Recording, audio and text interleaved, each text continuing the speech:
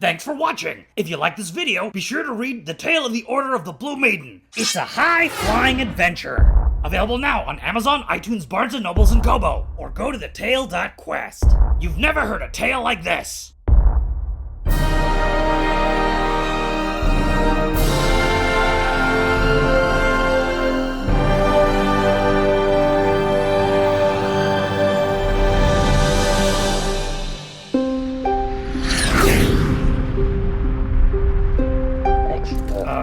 Hiya!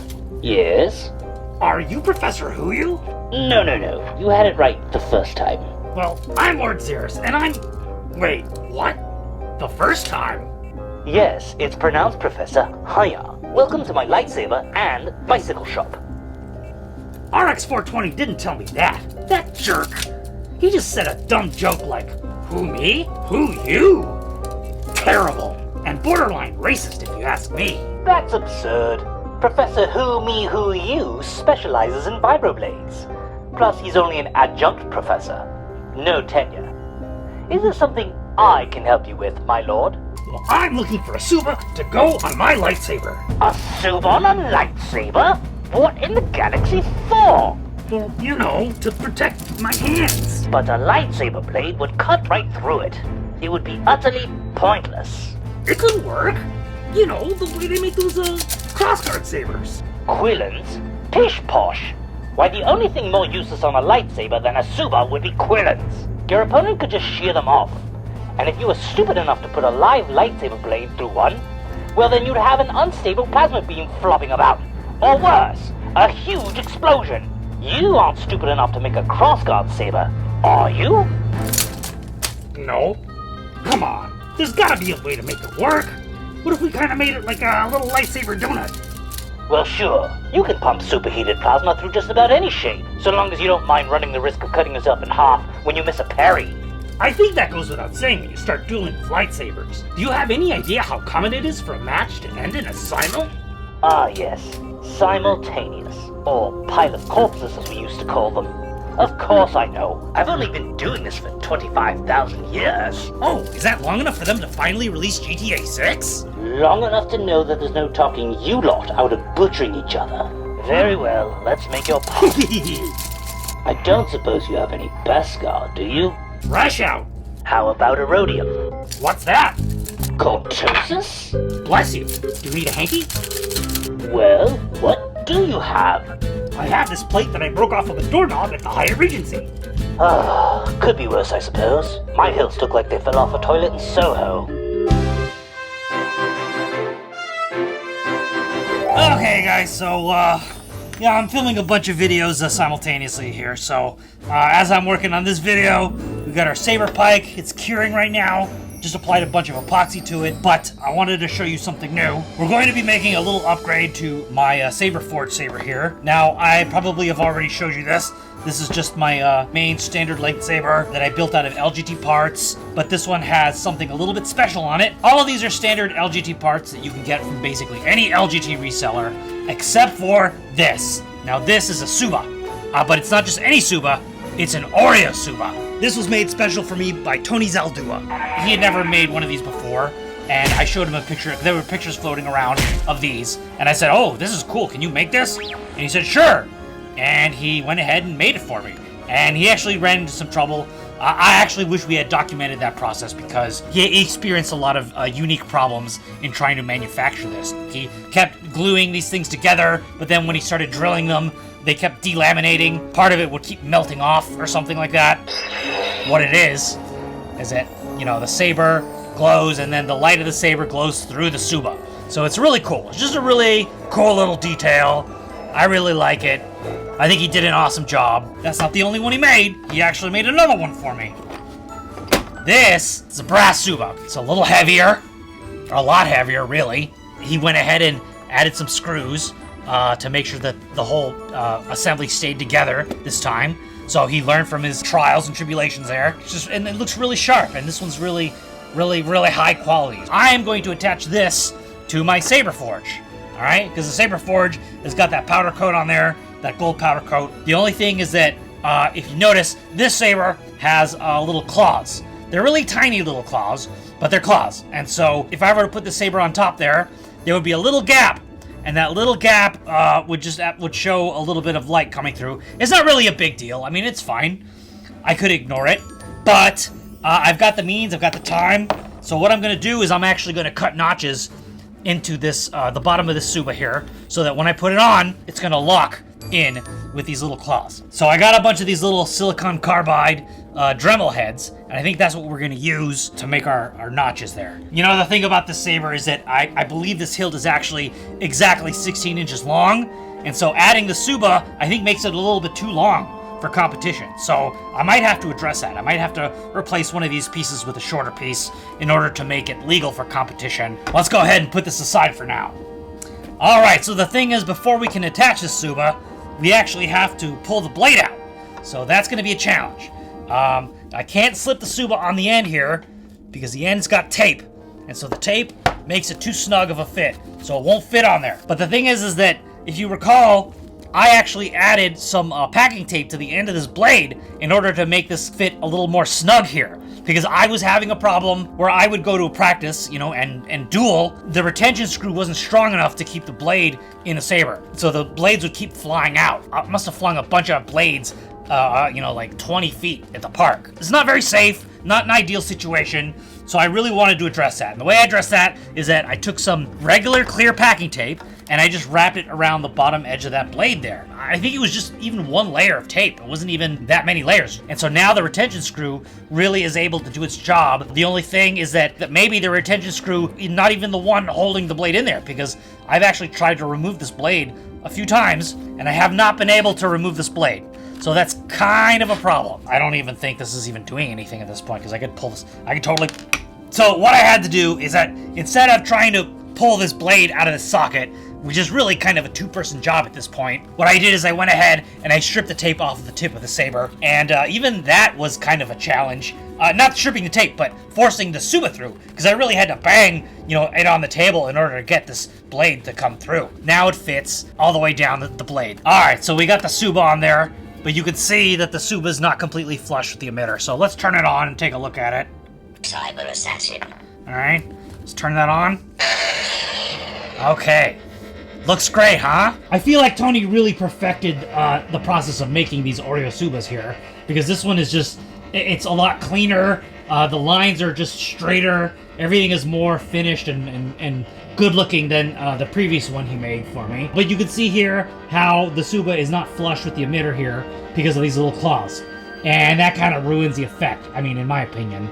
So I'm gonna go ahead and cut little notches into that so that it actually, you know, falls flush against there. Kind of want to mark where we want our notches here.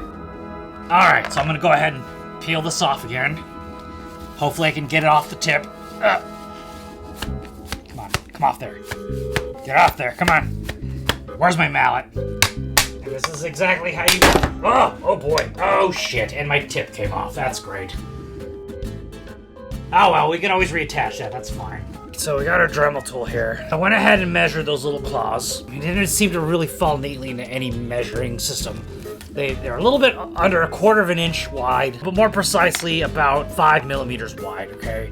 So I'm gonna measure my little Dremel head here, a little over 1/8 of an inch here. How many millimeters is it? Well, it's way under 5 millimeters, so it's about 3 millimeters wide. 2 widths of this little wheel are going to accommodate those heads there. That's just how we do with these low speeds.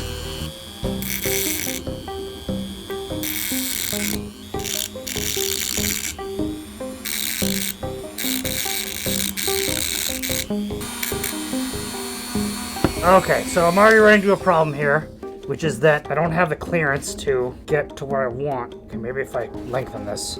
Okay, will that do the trick? That'll do the trick.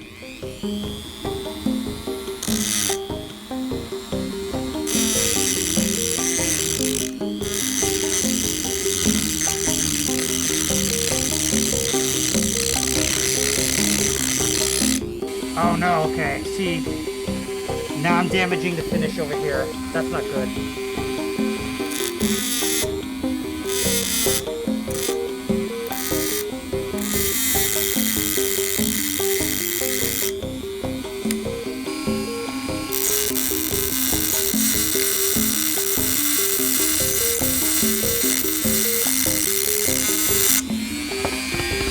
Okay, so I'm running into a bit of a problem here, okay? And the problem is that I don't really have the kind of clearance I need in order to cut the notches that I want in a very straight manner. So I'm gonna have to kind of come at this from various angles. When I'm done with this might look a little bit gross because I'm already running into problems where the chuck scratched up the finish on the bottom here, which just sucks because it's a really great finish. I mean, I suppose I could try and come at this with an angle grinder, but the problem is with the angle grinder is that the wheel is going to be too big to even, like I'm going to cut one side, but I'm also going to be cutting the other side at the same time.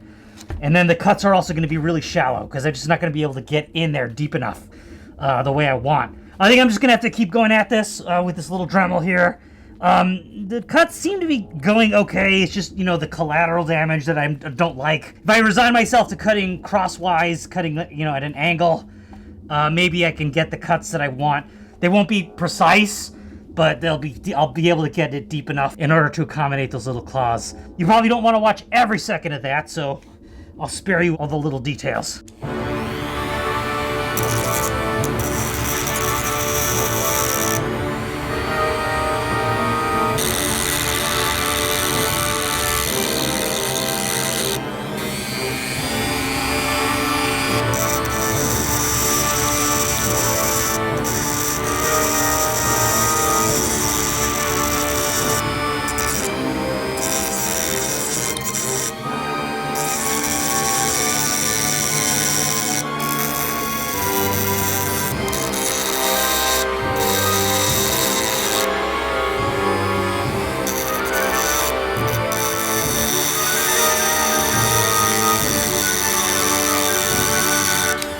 Okay, well, we've done quite a bit of damage there. So let's see how that fits. I want you to see what I had to resort to get this thing to fit on there.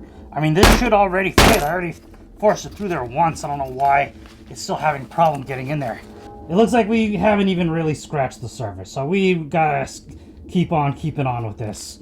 So we actually gotta go in about 1/4 of an inch deep. That's a lot of grinding. It looks like we might have to grind past the brass even into the acrylic too. Not looking forward to that. Alright, looks like my camera's overheating, so I might have to do some of this off camera. So, alright, I'll check back in with you when I get some more progress done. See you in a bit. Okay, guys, well, here it is. I've been working at it for about a day and a half now. I was working on it kind of late last night, so I felt kind of self-conscious. I didn't want to disturb my neighbors, so I kind of stopped and then started again today. I've fit this in a couple times, and it just seems like I can get very close to the hilt but not quite close the gap. And I guess I'll show you. I'll just show you what I mean. Show, don't tell. Finally, I can just slip this on with no problem. So now we got to tighten this. Gotta tighten our retention screws here. That's very important. You don't want this thing flying off in the middle of the competition and baiting someone in the face. That'd be very bad. What's unique about this design actually is it uses a tensor ring. So these screws they're not screwing directly into the blade. These screws are tightening the ring there, and the ring is clamping down on the blade. We gotta glue the tip back on there now.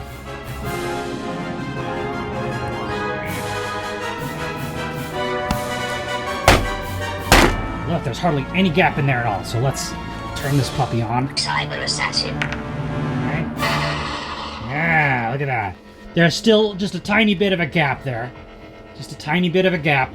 And honestly, part of the reason we're seeing that is actually the reflection from the saber on the brass. Yeah, there's hardly any gap at all in there between the Tsuba and the hilt. When we turn it on, the gap becomes more pronounced, and that's just because it's the reflection. I didn't even realize that. Here I was thinking that I couldn't get close enough, when the reality is probably just the reflection was causing an illusion there. This is fitting about as well as I think I can get it to fit. I kind of made a mess of the finish on the underneath, but you know what? That's okay, because hardly anyone's ever going to see that. People are mostly going to see this side, and that side's looking pretty good too. And then we got our windows, and they're really just beautiful, beautiful Oreo Tsuba there, and it's got those little screws in there casting a little shadow. It's a really nice effect. I'll be sure to post a link to where you can find Tony and, maybe buy a saber from him. Look him up, give him your business if you're into lightsabers, especially if you do competitive lightsaber dueling. Thank you, Tony. Awesome work. I really love this. This is great. Now, the only drawback to the Tsuba is that it's kind of heavy. It is made out of brass, which is much heavier than aluminum, so that kind of changes the balance of the whole saber. Okay, well, that's it for this video, guys. Thanks for watching, and don't forget to like and subscribe, and don't forget our motto, Don't be afraid to suck, and I'll see you on the battlefield.